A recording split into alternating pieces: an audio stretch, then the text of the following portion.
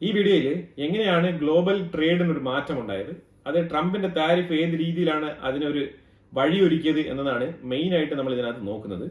എന്തുകൊണ്ടാണ് ട്രംപ് ഇപ്പം ഓടിച്ചെന്ന് ചൈനയുടെ കാലിൽ വീണിട്ട് എങ്ങനെയെങ്കിലും ഒന്ന് കോംപ്രമൈസ് ചെയ്യാന്നുള്ള രീതിയിൽ 55% ഞാൻ കുറച്ച് തരാം, ചൈന 10% കുറയ്ക്കുന്നു, പിന്നെ പെട്ടെന്ന് തന്നെ റെയർ എർത്ത് മിനറൽസ് ഒക്കെ അമേരിക്കയ്ക്ക് വരണം എന്നുള്ള രീതിയിലുള്ള സംഭാഷണങ്ങളൊക്കെ നടത്തി പെട്ടെന്ന് തന്നെ ട്വീറ്റ് ഒക്കെ ചെയ്ത് വളരെ ഓപ്പൺ ആയിട്ട് തന്നെ പ്രഖ്യാപിച്ച് ചൈനയും അമേരിക്കയും തമ്മിലുള്ള എല്ലാ കാര്യങ്ങളും ഇപ്പം തീർന്നിരിക്കുന്നു എന്നുള്ള ട്വീറ്റൊക്കെ ഇട്ട് വളരെ ഹാപ്പി ആയിട്ട് മുന്നോട്ട് പോയി എന്ന് പറഞ്ഞാലും ട്രംപിന് കിട്ടിയ വേറൊരു സൈഡിലുള്ള അടി. കാരണം ഇപ്പൊ ട്രംപ് പെട്ടെന്ന് തന്നെ ഇപ്പൊ ചൈനയുമായിട്ട് ഇങ്ങനെ ഒരു ഡീല് ഏർപ്പെടുത്തിയത് കൊണ്ട് തന്നെ ഈ യൂറോപ്യൻ യൂണിയൻസ് അവരൊക്കെ ചൈനയുമായിട്ട് ബന്ധപ്പെട്ട് കുറച്ച് എഗ്രിമെന്റ്സ് ഒക്കെ നടത്തി മുന്നോട്ട് പോവാം എന്ന് വിചാരിച്ചിരുന്നു. അപ്പൊ ആ ഒരു സാഹചര്യത്തിൽ പിന്നെ ഇപ്പൊ യൂറോപ്യൻസ് ഒക്കെ ഏറ്റവും കൂടുതൽ ഇന്ത്യക്ക് ഇമ്പോർട്ടൻസ് കൊടുക്കുന്ന ഒരു സാഹചര്യം ഇപ്പം വരികയാണ്. ഇന്ത്യക്കുള്ള ഗുണം അത് തന്നെയാണ്.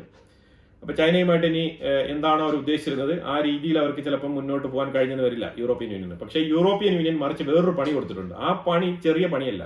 ആ പണി എങ്ങനെയാണ് അമേരിക്കയ്ക്ക് കിട്ടിയെന്ന് പറഞ്ഞാൽ അത് വൻ പണിയാണ്. അതായത് ബില്യൺ കണക്കിൽ ഡോളർ അമേരിക്കയ്ക്ക് നഷ്ടം വരുന്ന പരിപാടിയാണ് യൂറോപ്യൻ യൂണിയനുമായിട്ട് ബന്ധപ്പെട്ട് ഏതാണ്ട് 7-8 രാജ്യങ്ങൾ ചേർന്ന് നല്ല രീതിയിൽ പക്ക പ്ലാൻ ചെയ്താണ് നടപ്പിലാക്കിയിരിക്കുന്നത്. ഒരു കാര്യം നമ്മൾ ഓർക്കണം, ട്രംപ് വിജയിച്ച പാട് തന്നെ ട്രംപിന്റെ പ്രഷർ പോളിസി എങ്ങനെ ഹാൻഡിൽ ചെയ്യണം എന്ന് പറഞ്ഞിട്ട് ഫ്രാൻസിൽ യൂറോപ്യൻ യൂണിയനിൽപ്പെട്ട എല്ലാ ലീഡേഴ്സും ചെന്നിട്ട് ഒരു മീറ്റിംഗ് ഒക്കെ നടത്തിയായിരുന്നു. അപ്പൊ അവരുടെ കയ്യിൽ അവരുടെ അടുത്ത് ട്രംപിന്റെ ഈ വക പോളിസികളൊക്കെ വന്നു കഴിഞ്ഞാൽ എങ്ങനെ ട്രംപിനെ നേരിടണം എന്നുള്ളത് അവർ മുൻകൂട്ടി തന്നെ കൃത്യമായി ഡിസ്കസ് ചെയ്ത് വന്നിരിക്കുന്ന ഒരു അവസ്ഥയാണ് നമുക്കിപ്പോൾ കാണാൻ കഴിയുന്നത്. അതിനിപ്പം മനസ്സിലാക്കാൻ പറ്റുന്നത്, ഇപ്പൊ അമേരിക്കയ്ക്ക് പോകുന്ന ഷിപ്മെന്റ് എല്ലാം തന്നെ കാനഡ പോർട്ടിലാണ് കൊണ്ടുപോകുന്നത്. വാൻകൂവർ പോർട്ടിലൊക്കെ കൊണ്ടുപോയാണ് ഇപ്പൊ ഇറക്കുന്നത് സാധനം. അവിടെ ഇറക്കാൻ വേണ്ടിയിട്ട് ടാക്സും വേണ്ട, താരിഫും വേണ്ട, ഒന്നും വേണ്ട. യൂറോപ്പിൽപ്പെട്ട ഷിപ്മെന്റ് ആയിക്കോട്ടെ, ചൈനയുടെ ഷിപ്മെന്റ് ആയിക്കോട്ടെ, ലോകത്ത് മറ്റുള്ള ഏത് രാജ്യങ്ങളിൽപ്പെട്ട ഷിപ്മെന്റും വളരെ എളുപ്പം കാനഡയിൽ കൊണ്ട് അവർക്ക് ഇറക്കാൻ പറ്റും. അപ്പൊ ഇതുമായിട്ട് ബന്ധപ്പെട്ട് ഇപ്പം നിങ്ങളൊന്ന് ആലോചിച്ച് നോക്കൂ. അതായത് അമേരിക്കൻ റീജിയൻ ആ ഒരു ഏരിയയിൽ, അതായത് ഈ അമേരിക്കൻ കോണ്ടിനെന്റ് ആ ഒരു ഏരിയയിൽ ഏറ്റവും എളുപ്പത്തിൽ ഷിപ്മെന്റ് കൊണ്ട് എത്തിക്കണം. ഇപ്പൊ അമേരിക്കയ്ക്ക് തന്നെ എത്തിക്കണം എന്ന് എന്താണ് നിർബന്ധം? അമേരിക്കൻ പോർട്ടിന് പകരം അതിനപ്പുറത്തും ഇപ്പുറത്തുള്ള മെക്സിക്കൻ പോർട്ടിൽ, അതേപോലെ തന്നെ കാനഡ പോർട്ടിലേക്ക് എത്തിക്കാമല്ലോ. അപ്പൊ അവിടെ സംഭവിക്കുന്ന വിഷയം എന്ന് പറഞ്ഞാല് അമേരിക്കയുടെ ഉള്ളിൽ കാനഡയുടെ ഭാഗത്ത് ചേർന്ന് താമസിക്കുന്ന ആൾക്കാർ, ആ പ്രൊവിൻസുകളിലൊക്കെ താമസിക്കുന്ന ആൾക്കാർ ഡയറക്റ്റ് ആയിട്ട് വണ്ടി എടുത്തുകൊണ്ട് കാനഡയ്ക്കുള്ളിൽ പോയിട്ട് അവർക്ക് വേണ്ട സാധനങ്ങൾ, ഗ്രോസറികൾ ഇതെല്ലാം പർച്ചേസ് ചെയ്തുകൊണ്ട് അമേരിക്കയിലോട്ട് തിരിച്ചു വരുന്നു എന്നുള്ള വാർത്തകളൊക്കെ ഞാൻ വായിക്കുന്നുണ്ട്. അതായത് കാനഡയ്ക്കുള്ളിൽ പ്രൈസ് കുറവാണ്, കാരണം അമേരിക്കയുടെ ഉള്ളിൽ താരിഫ് കൊണ്ട് പ്രൈസ് കൂടുതലാണ്. അമേരിക്കയെ സംബന്ധിച്ചിടത്തോളം കാനഡയിൽ വില കുറവാണെന്നാണ് പൊതുവിൽ ഇപ്പം വാർത്തകൾ പുറത്തു വരുന്നത്. ഇതൊരു ചെറിയ വിഷയമാണ് ഞാൻ ചൂണ്ടിക്കാണിച്ചത്. ഇപ്പൊ അമേരിക്കയിലുള്ള എല്ലാ ആൾക്കാരും വണ്ടി എടുത്തുകൊണ്ട് നേരെ കാനഡയ്ക്കുള്ളിൽ പോയിട്ട് സാധനം മേടിച്ച് വരുമോ എന്നൊക്കെ ചോദിച്ചു കഴിഞ്ഞാൽ ഇല്ല, അത് പ്രാക്ടിക്കൽ അല്ല. പക്ഷേ ആ ബോർഡറുകളിലൊക്കെ താമസിക്കുന്ന ആൾക്കാരൊക്കെ ഈ പരിപാടി ചെയ്യുന്നുണ്ട്.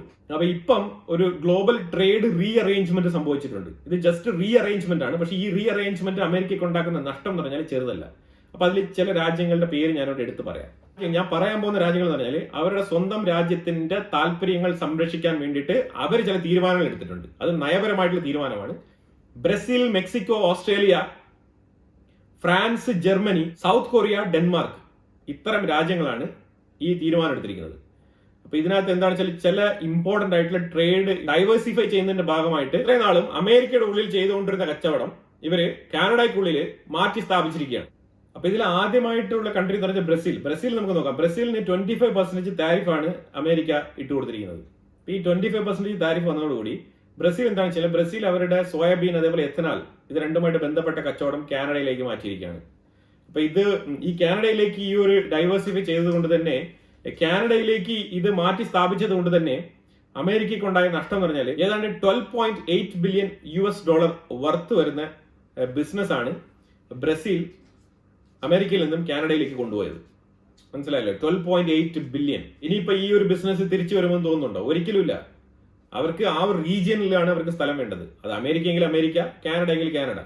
അവർക്ക് ആ ഒരു പൊസിഷനിൽ സ്ഥലം കിട്ടിയാൽ മതി. ഇപ്പൊ കുറെ നാളായല്ലേ ഈ ട്രേഡും താരിഫും ഇങ്ങനെ ഒരു അൺസർട്ടനിറ്റി ഉണ്ടായിട്ട്. അപ്പൊ അതുകൊണ്ട് അവർ സ്ഥായി ആയിട്ടുള്ള ഒരു പോർട്ട് വേണം, അവർക്ക് ആക്സസിന് സ്ഥായി ആയിട്ടുള്ള ഒരു രാജ്യം വേണം, റെസ്പോൺസിബിലിറ്റി ആയിട്ട് ഈ സാധനങ്ങളൊക്കെ എടുത്ത് ഹാൻഡിൽ ചെയ്യാൻ വേണ്ടിയിട്ട്.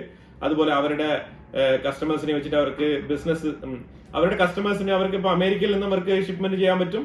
അതേപോലെ ബ്രസീലിന് കാനഡയിൽ നിന്നും റീഷിപ്മെന്റ് ചെയ്യാൻ പറ്റും. അപ്പൊ അതുമായിട്ട് ബന്ധപ്പെട്ട് കാനഡയ്ക്കും ഇത് ഒരു മുതൽക്കൂട്ടാണ്. അപ്പൊ ആ രീതിയിൽ അമേരിക്കയിൽ നിന്ന് ആ ഒരു കച്ചവടം കാനഡയിലേക്ക് പോയിരിക്കുകയാണ്. മെക്സിക്കോയ്ക്കും ഇതേപോലെ 35% താരിഫാണ്. മെക്സിക്കോയിൽ ഏറ്റവും കൂടുതൽ ചൈനീസ് ഇൻഫ്ലുവൻസ് ഉണ്ട്. അപ്പൊ ഇതുമായിട്ട് ബന്ധപ്പെട്ട് മെക്സിക്കോ പല ബിസിനസ്സും മെക്സിക്കോ ഇപ്പൊ ആ റീജിയനിൽ തന്നെ ഉള്ളതുകൊണ്ട് കാനഡയും മെക്സിക്കോയും ഒരു സെയിം നിലപാടാണ് എടുത്തിരിക്കുന്നത്. മെക്സിക്കോയും യു എസുമായിട്ട് ഇത്രയും നാളും ചെയ്തുകൊണ്ടിരുന്ന പല വ്യാപാര ബന്ധങ്ങളും ഇപ്പൊ കാനഡയിലേക്കാണ് മാറ്റിയിരിക്കുന്നത്. അത് വളരെ സ്വാഭാവികം. കാരണം അമേരിക്കയുമായിട്ട് അവർക്ക് ഓൾറെഡി തന്നെ പ്രശ്നങ്ങളുണ്ട്. ഈ ഒരു ഇല്ലീഗൽ ഇമിഗ്രന്റുമായിട്ട് ബന്ധപ്പെട്ട വിഷയങ്ങളുണ്ട്. ഇതേപോലെ മരുന്ന് മാഫിയ, ഈ മറ്റേ മരുന്ന് കച്ചവടത്തിന്റെ പ്രശ്നങ്ങളുണ്ട്. ഇതുമായിട്ടൊക്കെ ബന്ധപ്പെട്ട് മെക്സിക്കോ ഓൾറെഡി തന്നെ അവരുടെ ബിസിനസ് എല്ലാം കാനഡ ത്രൂ ആണ് ചെയ്തുകൊണ്ടിരിക്കുന്നത്. അത് ഏറ്റവും കൂടുതൽ ശക്തിപ്പെട്ടിരിക്കുന്നു ആ ബിസിനസ് മേഖല. ഇപ്പോൾ മെക്സിക്കോയ്ക്ക് 35% താരിഫ് ഉണ്ടെങ്കിലും അത് യു എസുമായിട്ടുള്ള ബന്ധത്തിന് മാത്രമേ അത് ഇമ്പാക്ട് ഉണ്ടാക്കുള്ളൂ. കാനഡയ്ക്ക് ഒരു പ്രശ്നമില്ല. അപ്പൊ അതുകൊണ്ട് അവർ വളരെ ഫ്രീ ആയിട്ട് കാനഡയുമായിട്ട് ട്രേഡ് ചെയ്യുന്ന ഒരു സാഹചര്യമാണ് ഇപ്പോൾ രൂപപ്പെട്ടിരിക്കുന്നത്. ചുരുക്കി പറഞ്ഞാൽ മെക്സിക്കോയും കാനഡയും തമ്മിൽ ബന്ധം ശക്തിപ്പെട്ടിരിക്കുന്നു ട്രംപിന്റെ കാരണം. അതാണ് മനസ്സിലാക്കേണ്ടത്. മെക്സിക്കോ, കാനഡ, ചൈന ഈ ഒരു ട്രേഡ് റൂട്ട് വളരെ ശക്തമാണ്. പനാമ കനാലിലൊക്കെ ചൈന ഇൻവെസ്റ്റ്മെന്റ് നടത്തിയിട്ടുണ്ട്. പനാമ കനാലിൽ ഏകദേശം ചൈനീസ് പ്രൈവറ്റ് കമ്പനിയാണ് ഇതിന്റെ ഒരു ഭാഗം ഡീൽ ചെയ്തുകൊണ്ടിരുന്നത്. അപ്പൊ ഇതൊക്കെ വളരെ തകൃതിയായിട്ട് നടന്നുകൊണ്ടിരുന്ന വിഷയങ്ങൾ തന്നെയാണ്. അപ്പൊ അത് കൂടുതൽ ശക്തിപ്പെട്ടിരിക്കുന്നു എന്നുള്ളതാണ് മനസ്സിലാക്കേണ്ടത്. അതുപോലെ ഓസ്ട്രേലിയ ഒരുപാട് റോ മെറ്റീരിയൽസും അതേപോലെ തന്നെ അവര് ലിഥിയം ഇൻഡസ്ട്രീസ് അതിലൊക്കെ വളരെയധികം ബിസിനസ് റവന്യൂ ജനറേറ്റ് ചെയ്യുന്ന ആൾക്കാരാണ്. അപ്പൊ അവരും തന്നെ ഓസ്ട്രേലിയയും അവരുടെ ബാറ്ററിയുമായിട്ട് ബന്ധപ്പെട്ട് അതുപോലെ അവരുടെ റെയർ എർത്ത് എലമെന്റ്സുമായിട്ടൊക്കെ ബന്ധപ്പെട്ടുള്ള കാര്യങ്ങളെല്ലാം തന്നെ അവര് കാനഡയുമായിട്ടാണ് ഡീൽ ചെയ്യുന്നത്. പ്രത്യേകിച്ചും അമേരിക്കയുടെ പോർട്ട് ഉപയോഗിച്ച് ഓസ്ട്രേലിയ ചെയ്തുകൊണ്ടിരുന്ന എല്ലാ വ്യാപാര ബന്ധങ്ങളും ഇപ്പം കാനഡയിലേക്ക് ഷിഫ്റ്റ് ചെയ്തിരിക്കുകയാണ്. കാനഡയിൽ നിന്നുമാണ് അവർ അവരുടെ ഷിപ്മെന്റും കാര്യങ്ങളൊക്കെ ഇപ്പം നടത്തുന്നത്. പ്രത്യേകിച്ച് വാൻകൂവർ എന്ന് പറഞ്ഞ ആ ഒരു പോർട്ടാണ് അവർ യൂസ് ചെയ്യുന്നതായിട്ട് പറയുന്നത് ഓസ്ട്രേലിയ. അതുപോലെ ഫ്രാൻസിന് 35% താരിഫാണ് ട്രംപ് ഇട്ടുകൊടുത്തത്. ഫ്രാൻസിൽ നിന്നും പ്രധാനമായിട്ട് ഹൈഡ്രജൻ, അതായത് ഈ ഒരു ഹൈഡ്രജൻ ഫ്യൂലുമായിട്ട് ബന്ധപ്പെട്ട് അതുപോലെ തന്നെ എനർജിയുടെ ഒരു കലവറയാണ് ഫ്രാൻസ്. കാരണം ഈ ഒരു ആഫ്രിക്കൻ റീജിയനിൽ നിന്നൊക്കെ കൊള്ളയടിച്ച് കൊണ്ടുവന്നതെല്ലാം വെച്ചിട്ട് എനർജി പ്ലാന്റുകളാണ് ഏറ്റവും കൂടുതൽ ഫ്രാൻസ് സ്ഥാപിച്ചു വെച്ചിരിക്കുന്നത്. UK യിലേക്ക് ഇവരെ എനർജി സപ്ലൈ നടത്തുന്നുണ്ട്. അപ്പൊ അതുമായിട്ടൊക്കെ ബന്ധപ്പെട്ട് ശരിക്കും ഹൈഡ്രജന്റെ കയറ്റുമതി ഏറ്റവും കൂടുതൽ ഇപ്പം കാനഡയിലേക്കും അതേപോലെ യൂറോപ്യൻ യൂണിയനിലേക്കും ഏറ്റവും കൂടുതൽ സപ്ലൈ ചെയ്യാനാണ് ഫ്രാൻസ് തീരുമാനിച്ചിരിക്കുന്നത്. ഫ്രാൻസ് ഏതാണ്ട് $1.2 ബില്യന്റെ കരാറാണ് കാനഡയുമായിട്ട് സൈൻ ചെയ്തിരിക്കുന്നത്. അതായത് ഈ ഒരു ഹൈഡ്രജൻ ഫ്യൂവൽ കയറ്റുമതി ചെയ്യുന്നതുമായിട്ട് ബന്ധപ്പെട്ടാണ് ഈ ഒരു കരാർ. ശരിക്കും പറഞ്ഞാൽ അമേരിക്കയ്ക്ക് ഇതൊക്കെ ഏറ്റെടുത്ത് ചെയ്യാവുന്ന കാര്യങ്ങളെ ഉണ്ടായിരുന്നുള്ളൂ. ഈ ഹൈഡ്രജൻ ഫ്യൂവൽ എന്നൊക്കെ പറഞ്ഞാൽ ഫ്യൂച്ചറിസ്റ്റിക് ഫ്യൂവൽ ആണ്. നല്ലൊരു ക്ലീൻ എനർജി ഓപ്ഷനായിട്ട് ജർമ്മനിയൊക്കെ നോക്കിക്കാണുന്നത്. അപ്പൊ അതൊരു ഫ്യൂച്ചറിസ്റ്റിക് പ്രോജക്റ്റ് ആണ്. ആ പ്രോജക്റ്റും അമേരിക്കയിൽ നിന്നും കാനഡയുടെ കൈകളിലേക്ക് പോയിരിക്കുന്നു എന്നുള്ളത് മനസ്സിലാക്കേണ്ടത്. സൗത്ത് കൊറിയ ഇവര് ലിഥിയം അയൺ ബാറ്ററിയൊക്കെ വളരെ എഫക്റ്റീവ് ആയിട്ട് ഉത്പാദിപ്പിക്കുന്ന ആൾക്കാരാണ്. 20% താരിഫാണ് സൗത്ത് കൊറിയക്ക് ഇട്ടുകൊടുത്തത്. അപ്പൊ ഇതുമായിട്ട് ബന്ധപ്പെട്ട് നോക്കുകയാണെന്നുണ്ടെങ്കിൽ സൗത്ത് കൊറിയയും ഇപ്പം കാനഡയുമായിട്ടാണ് എഗ്രിമെന്റ് സൈൻ ചെയ്തിരിക്കുന്നത്. ഈ ഒരു ലിഥിയം അയൺ മാനുഫാക്ചറിംഗ് ഫാക്ടറിയുമായിട്ടൊക്കെ ബന്ധപ്പെട്ട് ഇതിനു മുമ്പ് കാലിഫോർണിയയിൽ നടത്തിക്കൊണ്ടിരുന്ന സ്ഥാപനത്തിന്റെ വർക്കൊക്കെ സ്ലോ ഡൗൺ ആയിരിക്കുകയാണ്. കാരണം ഈ ഒരു താരിഫ് കൊണ്ട് അങ്ങോട്ട് ഇപ്പോൾ കൂടുതൽ സപ്ലൈ ഇല്ല. അപ്പൊ അത് റോ മെറ്റീരിയൽ സപ്ലൈ ഇല്ല. അവിടെ ബാറ്ററി മാനുഫാക്ചറിംഗ് ഇപ്പൊ കുറഞ്ഞിരിക്കുകയാണ്. ആ ഒരു സാഹചര്യത്തിൽ കാനഡയിൽ ഇതുമായിട്ട് ബന്ധപ്പെട്ട് സൗത്ത് കൊറിയ എഗ്രിമെന്റ് സൈൻ ചെയ്ത് അവിടെ പുതിയ പ്ലാന്റുകളുമായിട്ട് മുന്നോട്ട് പോകുന്നതായിട്ടാണ് മനസ്സിലാക്കാൻ പറ്റുന്നത്. അതുപോലെ ഡെൻമാർക്ക് വിൻഡ് ടർബൈൻ എനർജി മേഖലയിൽ $1.2 ബില്യൺ കരാറാണ് കാനഡയുമായിട്ട് സൈൻ ചെയ്തിരിക്കുന്നത്. ഇത് ട്രംപ് താരിഫ് പ്രഖ്യാപിച്ച കഴിഞ്ഞ ഏപ്രിൽ മാസം തന്നെ ഡെൻമാർക്ക് കാനഡയുമായിട്ട് ഈ ഒരു കരാർ ഒപ്പിട്ടിട്ടുണ്ട്. ഇതിന് ഡെൻമാർക്കിന് വേറെ വിഷയങ്ങളുണ്ട്, ഗ്രീൻലാൻഡുമായിട്ട് ബന്ധപ്പെട്ട വിഷയങ്ങളൊക്കെ അതിനകത്ത് കിടക്കുകയാണ്. അപ്പൊ അതുകൊണ്ട് ആ ഒരു പിരിമുറുക്കത്തിൽ തീർച്ചയായിട്ടും ഡെൻമാർക്ക് കാനഡയോടൊപ്പം അല്ലെങ്കിൽ മെക്സിക്കോയോടൊപ്പം ഒക്കെ പോയി നിൽക്കാനാണ് സാധ്യത ഏറ്റവും കൂടുതൽ. ഇപ്പൊ ഈ രീതിയിലുള്ള തിരിച്ചടികളൊക്കെ ട്രംപിന് കിട്ടിയിട്ടുണ്ട്. ഇപ്പൊ ഞാൻ പറഞ്ഞത് വളരെ ഷോർട്ട് പീരീഡിലാണ്. ഒരു 2-3 മാസം കൊണ്ട് ഇത്തരം രാജ്യങ്ങളൊക്കെ ഇതേ രീതിയിൽ അമേരിക്കയെ തിരിച്ചടിക്കാൻ തുടങ്ങിയെങ്കിൽ ഇതിന്റെ ഒരു ലോങ് റൺ നിങ്ങളൊന്ന് ആലോചിച്ച് നോക്കൂ. ഒരു 6 മാസം അല്ലെങ്കിൽ ഒരു വർഷം ട്രംപ് ഇതേ പോളിസി തുടരുകയാണെന്നുണ്ടെങ്കിൽ അമേരിക്കയിലുള്ള 1/4 ബിസിനസ്സും പൂട്ടിക്കെട്ടുമെന്നുള്ളത് 100% ഉറപ്പാണ്. ഇത് തിരിച്ചറിഞ്ഞുകൊണ്ട് ആ ഭീതിയിലാണ് ചൈനയെ ഇപ്പോൾ അനുനയിപ്പിച്ച് ഏതെങ്കിലും രീതിയിൽ മുന്നോട്ട് ഇങ്ങനെ പോയി കൈയും കാലൊക്കെ പിടിച്ച് ഇങ്ങനെ റെഡിയാക്കി കൊണ്ട് സെറ്റപ്പാക്കി നിർത്തിയിരിക്കുന്നത്. പക്ഷെ ചൈന എത്ര കാലം ഇങ്ങനെ നിൽക്കുമെന്നുള്ളത് വളരെ ഡൗട്ട്ഫുൾ ആണ്. എന്തുകൊണ്ടാണ് ഡൗട്ട്ഫുൾ എന്ന് പറഞ്ഞാൽ ചൈന ഇപ്പോൾ അമേരിക്കയുടെ വീക്ക്നെസ് എന്താണെന്നുള്ളത് കൃത്യമായിട്ട് മനസ്സിലാക്കി കഴിഞ്ഞിരിക്കുന്നതാണ്. ഇനിയിപ്പോൾ എന്തെങ്കിലുമൊക്കെ പ്രശ്നം വന്നു കഴിഞ്ഞാൽ റെയർ എർത്ത് മിനറൽ അങ്ങ് തടഞ്ഞാൽ മതി. ഇനിയിപ്പോൾ ഏത് പ്രശ്നം വന്നാലും China rare earth mineral stop ചെയ്യും. ഇതൊരു വീക്ക്നെസ് ആണ്. ഈ ഒരു വീക്ക്നെസ് റിവീൽ ചെയ്ത് കൊടുത്തിരിക്കുകയാണ് ട്രംപ്. ട്രംപിന്റെ ഓപ്പൺനെസ്, ട്രംപിന്റെ കാഴ്ചപ്പാട്, ട്രംപിന്റെ പൊളിറ്റിക്സ് അതൊക്കെ കൊള്ളാം. പക്ഷെ ട്രംപിന്റെ ഇതേ രീതിയിലുള്ള പരിപാടി ഉണ്ടല്ലോ, അതായത് പക്ഷെ നന്നായിട്ട് ഇങ്ങനെ വളർന്നു വന്ന് പന്തലിച്ച് കായ്ച്ച് ഫലം കൊടുക്കുന്ന സമയത്ത് മരത്തിന്റെ മൂട്ടിൽ കത്തി വെക്കുന്ന ഏർപ്പാട്, അതാണ് ട്രംപ് ഇപ്പൊ ചെയ്തത്. ഇപ്പൊ ഒരു ചോദ്യം വരും, എന്തുകൊണ്ടാണ് ഈ രാജ്യങ്ങളൊക്കെ അമേരിക്ക വിട്ടിട്ട് കാനഡയിലേക്ക് പോകുന്നത്? താരിഫ് മാത്രമാണോ ഇതിന്റെ പിന്നിലെന്ന് ചോദിച്ചു കഴിഞ്ഞാൽ യെസ്, താരിഫ് കൊണ്ട് സംഭവിച്ചെന്ന് പറഞ്ഞാൽ അവരുടെ പ്രൊഡക്ഷൻ മാനുഫാക്ചറിംഗ് യൂണിറ്റ് ഒക്കെ സ്തംഭിക്കേണ്ട ഒരു സാഹചര്യം. കാരണം ഈ ഒരു താരിഫ് അൺസർട്ടനിറ്റി കൊണ്ട് ഈ പ്രോഡക്റ്റ് ഉത്പാദിപ്പിച്ച സാധനങ്ങളൊക്കെ എപ്പോൾ പോവും, എപ്പം വരും, ഇനി നമുക്ക് എത്ര താരിഫ് കിട്ടും, ഇനി ഈ ഒരു താരിഫ് വെച്ചിട്ട് ഏതെല്ലാം രീതിയിൽ നെഗോഷിയേറ്റ് ചെയ്യണം, നമ്മുടെ രാജ്യത്തിനെ വിളിച്ചു വരുത്തി എന്തെല്ലാം കാര്യങ്ങൾ ഇനിയിപ്പോൾ അയാൾ ആവശ്യപ്പെടും. ഇതൊക്കെ പല രാജ്യങ്ങളുടെയും ഡിപ്ലോമാറ്റ്സിന്റെ മനസ്സിൽ ഓടുന്ന കാര്യങ്ങളാണ്. കാരണം അമേരിക്കയുടെ നെഗോസിയേഷൻ എന്ന് പറഞ്ഞാൽ ടഫ് നെഗോസിയേഷൻ ആണ്. അവരെ വിളിച്ചിരുത്തി അവര് രാജാവ്, മറ്റുള്ളവരൊക്കെ പ്രജകൾ എന്നുള്ള നിലയിൽ പെരുമാറുന്ന ആൾക്കാരാണ്.